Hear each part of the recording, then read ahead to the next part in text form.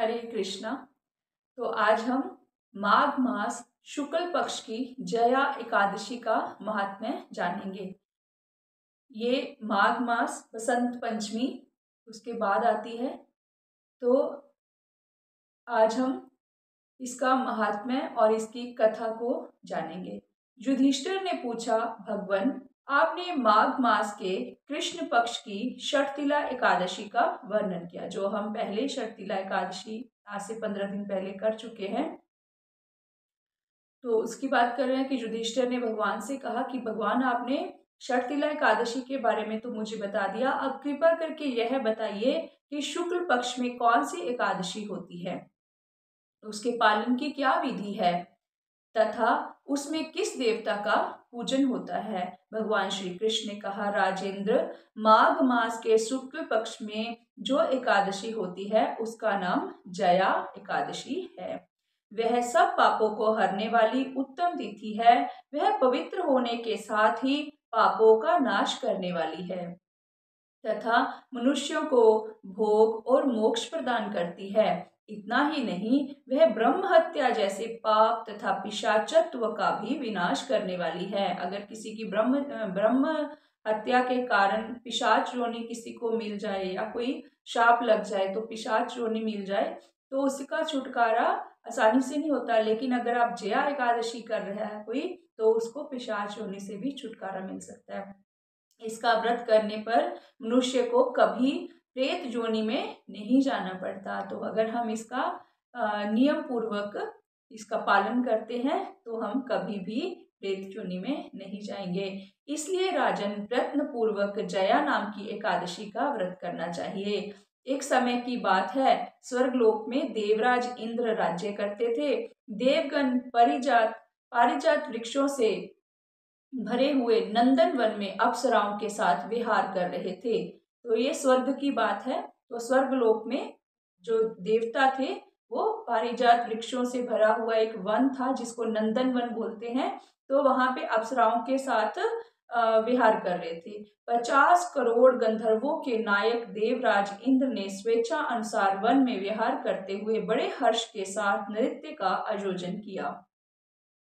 उसमें गंधर्व गान कर रहे थे, जिनमें पुष्पदंत, चित्रसेन तथा उसका पुत्र, ये 3 प्रधान थे। तो इसमें 2 नाम आए हैं, पुष्पदंत और चित्रसेन। चित्रसेन की स्त्री का नाम मालिनी था। मालिनी से एक कन्या उत्पन्न हुई थी जो पुष्पवंती के नाम से विख्यात थी।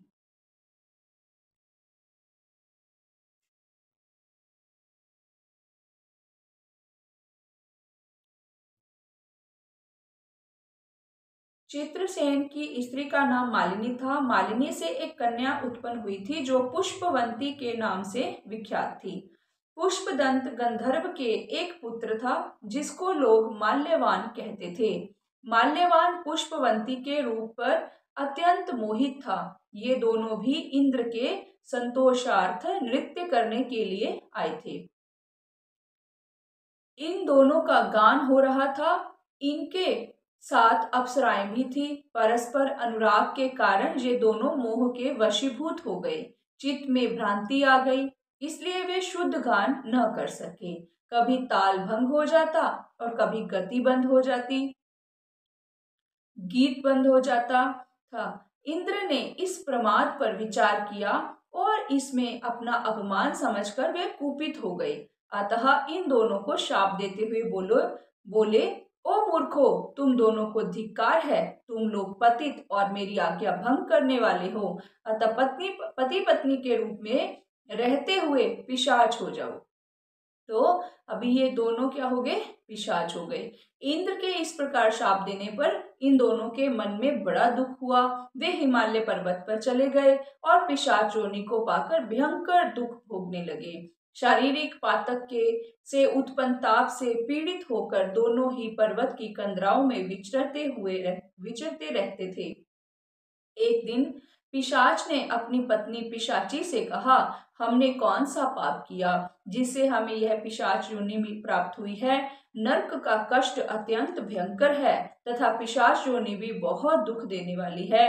अतः प्रयत्न करके पाप से बचना चाहिए। इस प्रकार चिंता मगन होकर वे दोनों दुख के कारण सूखते जा रहे थे। देवयोग से उन्हें माघ मास की एकादशी तिथि प्राप्त हो गई। जया नाम से विख्यात तिथि, जो सब तिथियों में उत्तम है, आई। उस दिन उन दोनों ने सब प्रकार के आहार त्याग दिए, जलपान तक नहीं किया, किसी जीव की हिंसा नहीं की, यहाँ तक कि फल भी नहीं खाए। निरंतर दुख से युक्त होकर वे एक पीपल के समीप बैठे रहे। सूर्यास्त हो गया। उनके प्राण लेने वाली भयंकर रात उपस्थित हुई। उन्हें नींद नहीं आई। वे रति या और कोई सुख भी नहीं पा सके। सूर्य उदय हुआ, द्वादशी का दिन आया। उन पिशाचों को के द्वारा जया के उत्तम व्रत का पालन हो गया। तो एक दिन ऐसे निकल गया, रात को भी वो जागते रहे।